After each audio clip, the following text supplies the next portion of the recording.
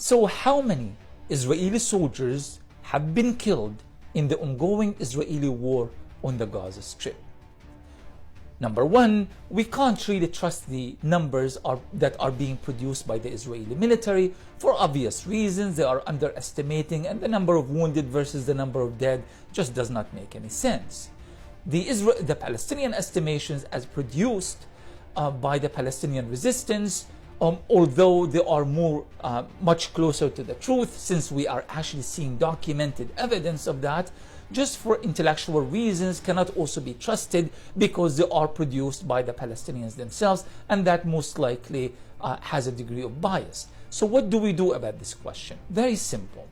Yedioth Ahronot, Israel's largest newspaper, published on Friday, January 5th, a report talking about what they described as conservative estimates by the Israeli Ministry of Defense about not the number of dead, but the number of Israeli soldiers who will be declared to be permanently disabled after the war. Which means that these are people who have already been disabled, in addition to those who are estimated to be disabled when the war stops based on the estimation of earlier days, right?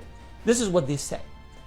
Very conservative estimate says 12,500 have been permanently and will be permanently disabled. Now, the ratio between permanently disabled versus injured in most wars is about 1 to 3. And also the estimation of those wounded versus those who die is also about 1 to 3. I examined the records of World War I and World War II, even though the firepower all these years ago is not really as powerful as it is now. And we know that the Palestinian resistance fight at a very short distances, using Yassin 105, using the Al-Ghul sniper and other kind of weapons that do not allow for long range fighting, right? So let's just go with the conservative estimates that it's actually 1 to 2 or 1 to 3.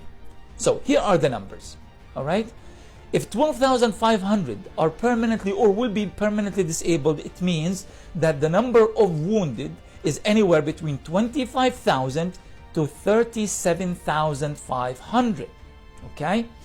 The number of dead based on the number of wounded, based on the existing ratios in most modern warfare, is going to be this: 8,333 Israeli soldiers have been or will be killed as a result of this war. That's the conservative estimate.